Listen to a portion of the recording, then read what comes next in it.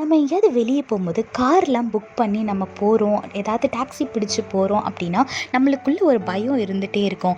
ஏன்னா நம்ம போகிறது ஒரு அன்னோன் பர்சனோட, நம்மளுக்கு யாருனே தெரியாத ஒரு மனுஷனோட நம்ம போயிட்டுருப்போம். அப்படி போகும்போது அவங்க சரியான வழியில் தான் போவாங்களா, நம்மளை நிறுத்தி ஏதோ அடிச்சிருவாங்களா, ஏதாவது பண்ணிடுவாங்களான்ற ஒரு பயத்தோட பதட்டத்தோட போயிட்டுருப்போம்.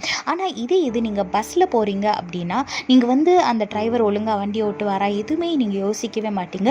நீங்கள் பாட்டுக்கு நிம்மதியாக தூங்கி எந்த இடத்துக்கு போகணுமோ அது போய் ரீச் ஆகிற வரைக்கும் எந்த ஒரு பயமும் இல்லாமல் நிம்மதியாக நீங்கள் போய் சேருவீங்க. இதே மாதிரி தாங்க நம்மளோட வாழ்க்கையிலையும் நம்ம மனுஷங்க மேலே நம்பிக்கை வைக்கும் போது நம்ம பயந்து வாழ வேண்டியது இருக்கும். ஆனால் இது நம்மளோட நம்பிக்கை ஈசப்பா மேலே இருக்கும்போது நம்மளோட ட்ராவல், நம்மளோட வாழ்க்கை நிம்மதியாக பயமே இல்லாமல் சந்தோஷமாக சமாதானமாக இருக்கும். வேதத்தில் பாருங்கள், சங்கீதம் 56:11 போட்டிருக்கு, தேவனை நம்பியிருக்கிறேன், நான் பயப்படேன், மனுஷன் எனக்கு என்ன செய்வான் அப்படின்னு போட்டிருக்கு. ஆமாங்க, நம்மளோட நம்பிக்கை ஈசப்பா மேலே இருக்கும்போது நம்ம யாரை பார்த்தும் பயப்பட மாட்டோம். எவ்வளோ பெரிய சூழ்நிலை வந்தாலும், எவ்வளோ ஒரு பெரிய பலவீனம் வந்தாலும், டாக்டர் நீ உயிர் வாழவே மாட்டே, இவ்வளோதான் உனக்கு, இவ்வளோ நாள் தான் அப்படின்னு கவுண்டிங்க்கு டேஸ் கொடுத்தாலும் சரி, நம்மளுக்குள்ள ஒரு பயம் இருக்காது. ஏன்னா நம்ம கர்த்தர் எவ்வளோ பெரியவர்னு நம்மளுக்கு தெரியும். ஸோ உங்களோட நம்பிக்கையை ஏசப்பா மேலே வைத்து, உங்கள் விசுவாசத்தை ஏசப்பா மேலே வைத்து சத்ருவையும் சூழ்நிலையும் மேற்கொள்ளுங்க. உங்களோட வாழ்க்கை நிச்சயமாக ஆசீர்வாதமாக சமாதானமாக பயமில்லாத ஒரு வாழ்க்கையாக இருக்கும்.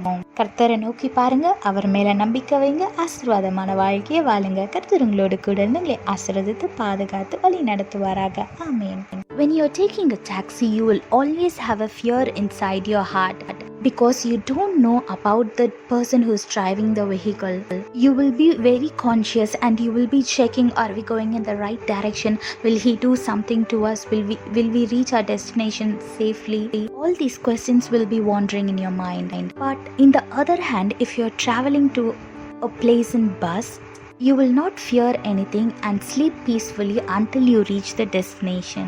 Yes, likewise in our life, when our trust is in our Lord, we will not be afraid of anything.